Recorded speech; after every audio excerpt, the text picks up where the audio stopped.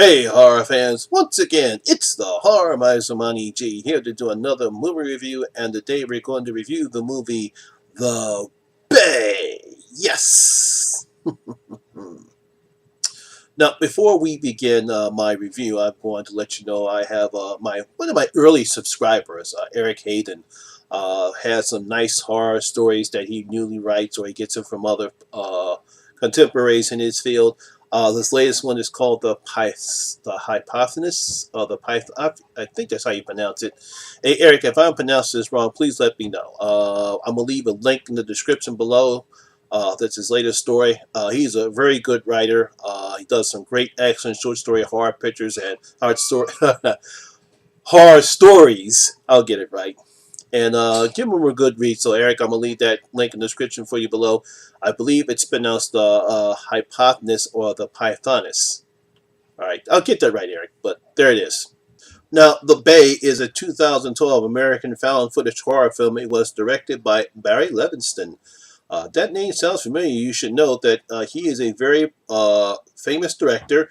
He directed Diner, The Natural, and he actually won an Oscar for Rain Man, which also won Best Picture as well. So, yeah, we got this Oscar-winning director directing a found footage movie. Who would have thought it? Well, anyway, it stars, I think her name is Keither Donahoe and Kristen Connolly. Kristen Connolly, if you don't know, she was actually starred in a television series called The Zoo, or Zoo, and was in the horror movie The Cabin in the Woods. Now, we all know when it comes to found footage, especially in the horror genre, it can be a hit or a miss. Now, obviously, we had great hits with found footage. Obviously, the Blair Witch Project, which most people consider that a found footage movie, and actually probably is the father of found footage. We also have Cloverfield, and probably the first two, or maybe the first three Paranormal Activity films. Then we have the misses, such as Devil's Due. I believe the rest of the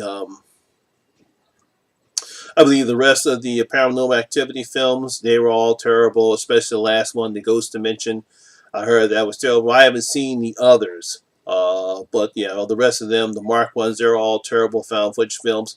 But like I said, that's the whole thing with found footage movies. They can be hits or they can be misses. But here we go. This is something totally different. This one is called The Bay, and here is my review. Now, we actually start off with I guess you call her a reporter. Her name is Donna. It appears as though she is Skyping with this group that runs a government leaking website. Basically, what she's trying to do is she's trying to tell the events that would happen on the 4th of July at a Chesapeake Bay fictional town, and the events that occurred being that the government is trying to keep it quiet. And now these, as with most of these found footage films are, is these tapes are now were confiscated by the government, and now they're going to leak them out because they feel as though the world needs to know what happened to this nice little town. Now, the way this is set up, it's basically set up, and it's not set up where we just have this one person holding a camera and documenting everything. It is a series of clips and videos that documented the events what happened, and basically we have three perspectives of what's happening. We have the two oceanographers that discover something is wrong in the water within the plant life. They go out and investigate. Unfortunately, they're killed. We actually have the doctor at the little town talking with the Centers of Disease and Control, the CDC. I'll get it right. Centers of Disease and Control, and he's going back with them, trying to figure out what the hell is going on with his town and what's causing all these people to be sick. And then we have a couple that is heading into town to visit her father, not knowing the viral outbreak that's happening in his little seaside town of hers. Now, we eventually find out throughout the videos and clips that it's not a viral infection. It is some type of parasitic organism that has affected the water. Everyone that is in the water or eating the fish or anything else has become infected. They get blisters and sores all over the place. They start throwing up crap. And eventually we see some type of thing come out of their mouths. that eats their tongue and is literally being eaten from the inside out. Very disgusting. But that's basically what happens, and that's how the movie is set up. It's like I said, it's not just one person holding a camera. It's just a series of clips and videos, mainly from three perspectives. We also get other clips and videos throughout the movie. Now, all the scenes are done very well. We don't get a lot of shaky cam. In this picture, we see people actually talking right at you. They're actually, even though they're talking to the person, most of this is done on Skype, I believe, but they're actually talking to the audience, and they give clear, precise answers to what we're trying to figure out what the hell is going on with the town. We see very frank pictures of the patients in the doctor's room that have blisters all over them. Anyone that's been in the water comes up with blisters and sores all over their face. We see other clips and videos of, like I said, we see clips and videos of other people suffering from the symptoms of the parasitic organism that's affecting them inside. And we also see, and it's done very well. I liked how they did it. It's very well paced. There's no long expositions being done. They give precise information that the audience is looking for. So I really like how Barry Livingston and the people did it very well. Another good thing they do is the writing and the acting is done very well. Keither is very believable in her reactions throughout the film. As we see, she's sort of like the main thing that comes together, and we see her videos that she did with her cameraman, and when something crazy happens, she reacts just like you would do a normal person react in that situation. She starts throwing F-bombs. She's scared. She wants to get out of there. Doesn't want to know, even though she knows this will probably make her career. But she also knows, look, I want to live to be another day. So I thought she did a very good job. I thought everyone did a very good job in this film. This is not the typical found footage film that we've seen throughout the years. Like I said, there's no shaky cam here. There's only shaky cam when certain scenes happen in the picture where we actually see the shaky cam, but we actually get good footage from all the people. There's nothing grainy or out of focus, especially when we see the creatures coming out of the people's mouth. We see clear evidence of the creatures. There's not grainy. There's nothing out of sight. There's no dark spaces in there. So I really appreciate what they did in this film. Another good part of the film is the actor that played the doctor. He shows his frustration when we see his people running back and forth trying to figure out what's wrong, and he's not getting any answers from the CDC. They're not giving any answers, and he shows frustration, and he actually does the right thing. He actually stays and documents everything himself, making sure that everyone gets out.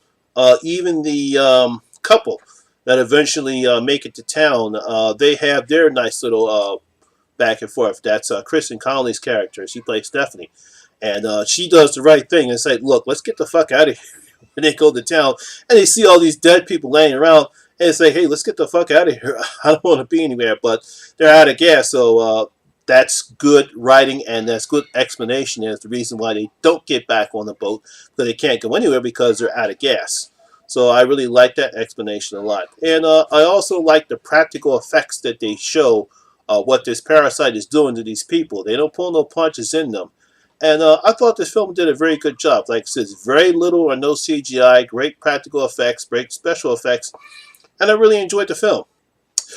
It's quite obvious is that the writer, Michael Wallach, has a message in this film, and it's basically about the effects of illegal dumping and how can it affect the environment and the natural elements in the water. Because once we found out, because obviously we had to know, well, what causes to happen, and based upon the videos we find out what happened and what caused this parasite to mutate to what it is right now. And his message is like, look, we can't continue to do what we're doing, and we can't, and we obviously something like this will happen. Now obviously this is a fictional story, but it's a possibility something like this can happen, because hey, look, you never know what type of crap that is put in the water, or what type of crap we are feeding chickens or anything else like that. And that's his message that he's coming in this film. So overall, I actually like this film. Like I said, very good writing, not a lot of shaky cam, very good acting, very good writing, a nice little story. I really appreciate what Barry Livingston and his guys did in this film. It's probably one of the better found footage pictures I've seen so far. Is it better than Paranormal Activity or the Blair Witch Project or even Cloverfield? Probably not. Definitely not better than Cloverfield, but that's a different type of a film. But for what this film is and what they're trying to accomplish, I think they did a pretty good job. So, the Horror Miser is going to open up his vote, and he's going to give the Bay 3 out of my 5 gold coins. Yes, I'm going to give the Bay 3 out of my 5 gold coins. Yes, I truly did love The Bay. One of the better found footage movies that I've seen. Now, for those of you who have not seen The Bay, it is available on Comcast On Demand. That's how I watched it right there. If you have Comcast, you'll be able to see this picture. And for those who have seen The Bay, what did you think about it? Do you think it's a pretty good found footage picture, or did you think it was just a waste of time and really didn't hit you just another one of these poor attempts at found footage? So leave your comments in the comment section below and tell me what you thought about The Bay. Well, that's my video for today. I hope you guys enjoyed it. And once again, if you did, please give it a thumbs up because it always does help the channel out. And of course, what even helps out even more, if this is your first time here, please hit that subscriber button. Ring that notification bell. That way you can come and enjoy the horror experience with me, the Horror Miser Monty G. And as always, all my social media links will be down in the description box below as well. Just an announcement, I will be doing my next live stream tomorrow at 2 o'clock p.m. That's Eastern Standard Time, Eastern Daylight Time now. My guest will be somebody new. I just met her on Instagram, but she truly loves horror. Her name is Gabby. Yeah, so I'll leave a link in the description below. That's my next live stream will be tomorrow, so look forward to that. Gabby and I will be talking about her experience in horror, and she also has a podcast that she's starting to do right now as well. So be on the lookout for that. Otherwise, once again, my name is Lamont Smith, better known as the Horror Miser Monty G, and always remember, horror rules.